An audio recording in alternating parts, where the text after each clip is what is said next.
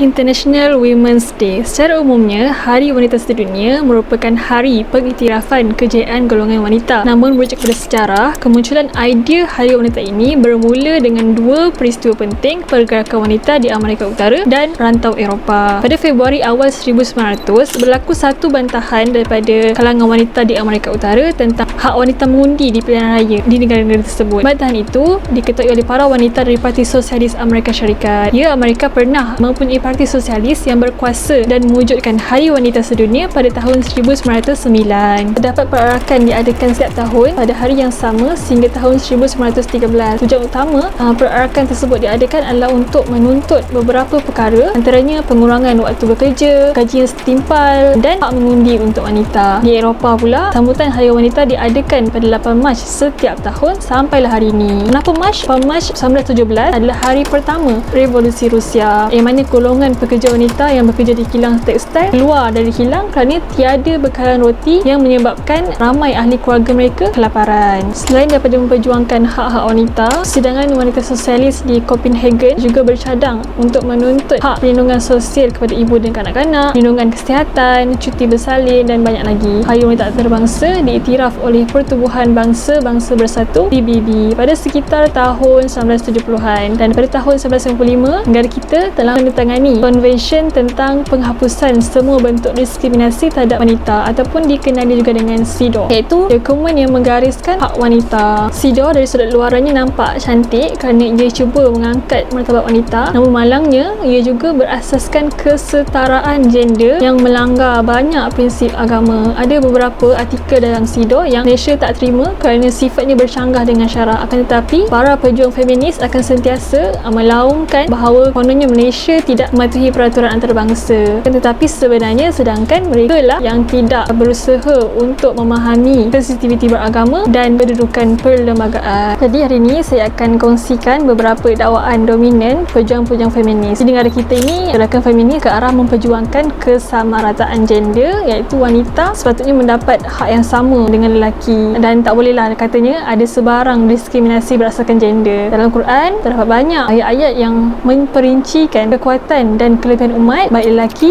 maupun wanita. Dalam surah An-Nisa ayat 34 hingga 35, Allah telah menjelaskan betapa lelaki adalah ketua bagi kaum wanita dengan kelebihan tertentu yang dikurniakan Allah. Ar-rijalu qawwamuna 'alan nisa bima faddalallahu ba'dahum 'ala ba'dhin wa bima anfaqu min amwalihim. Kaum lelaki adalah pemimpin bagi kaum wanita oleh kerana Allah telah melebihkan sebahagian daripada mereka, yakni lelaki, atas sebahagian perempuan, dan kerana mereka, yakni lelaki, telah menafkahkan sebahagian daripada harta mereka. Dalam menafsirkan ayat ini, Syed Qutb berpandangan bahawa kekuatan lelaki dalam hal ini secara umumnya ada hubung kait dengan fitrah kejadian mereka yang dikurniakan dengan beberapa kelebihan seperti memiliki sifat penyabar, fikiran dalam lagi jauh sebelum bertindak, selain kelebihan kekuatan fizikal serta keupayaan menanggung sebarang bentuk tekanan daripada keluarga maupun masyarakat. Kekuatan lelaki dalam konteks ini tidak pula menafikan sama sekali peranan dan kemuliaan wanita Islam. Sesungguhnya wanita dan lelaki saling memerlukan antara satu sama lain ke arah pembentukan kesatuan yang jitu. Wanita bukanlah semata-mata dicipta untuk keseronokan lelaki, malah mereka merupakan golongan yang mulia lantaran pengorbanan yang tidak mungkin mampu ditanggung oleh lelaki. Ini dapat dilihat daripada beberapa sudut yang sesuai dengan fitrah kejadian wanita, seperti kesediaan seseorang ibu mengandung dan melahirkan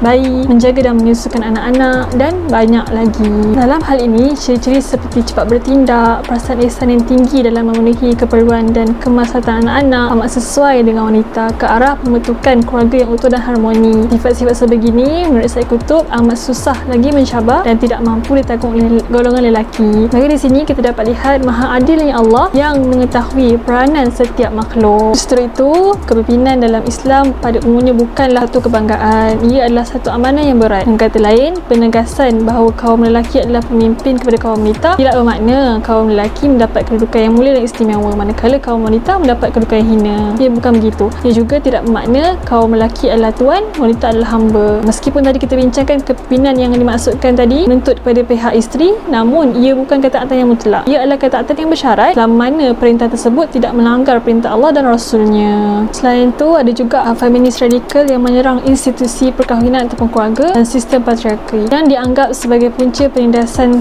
terhadap wanita. Ada satu buku yang ditulis oleh feminis pertama Eropah, tajuk dia Some Reflection Upon Marriage, yang menganggap perkahwinan sebagai satu bentuk perhambaan. Konsep perkahwinan dalam Islam adalah sesuai dengan keperluan fitrah semula jadi manusia, lelaki dan perempuan. Untuk membahaskan bahawasanya pembinaan keluarga melalui perkahwinan adalah satu proses pengagihan tugas secara adil antara suami dan isteri ke arah melahirkan ahli masyarakat yang mampu menyumbang survival agama dan pada masyarakat. Senario yang berlaku di negara-negara seperti di Perancis, Rusia dan beberapa negara Eropah yang lain jelas memperlihatkan berlakunya penyimpangan, sebab wanita barat telah diabaikan hak mereka dalam banyak aspek dari sudut material maupun keperluan hidup. Oleh itu, diorang ni kerja atas dasar keperluan yang mendesak sangat bagi menyara kehidupan dan bukan lagi sebab pilihan masing-masing. Dalam mengatur kehidupan suami isteri dan institusi keluarga, syariah Islam mengambil kira perbezaan fitrah lelaki dan perempuan. Oleh kerana itu, Islam meletakkan keduanya di tempat yang berbeza dengan peranan yang berbeza. Hanya apabila setiap satunya diberikan peranan yang berbeza, maka akan berlakulah keadilan. Tapi sebaliknya, apabila keduanya disamaratakan, maka yang akan berlaku adalah ketidakadilan. Jadi, kewujudan salah tafsiran kelompok ini dalam memahami dan melaksanakan ajaran Islam berkaitan wanita menyebabkan aktivis feminis Muslim lebih giat memperjuangkan agenda pembebasan wanita dan kesetaraan gender secara mutlak. Hakikat yang sebenarnya berbanding dengan Barat, masyarakat Islam zaman Rasulullah SAW lagi telah mengenal konsep keadilan gender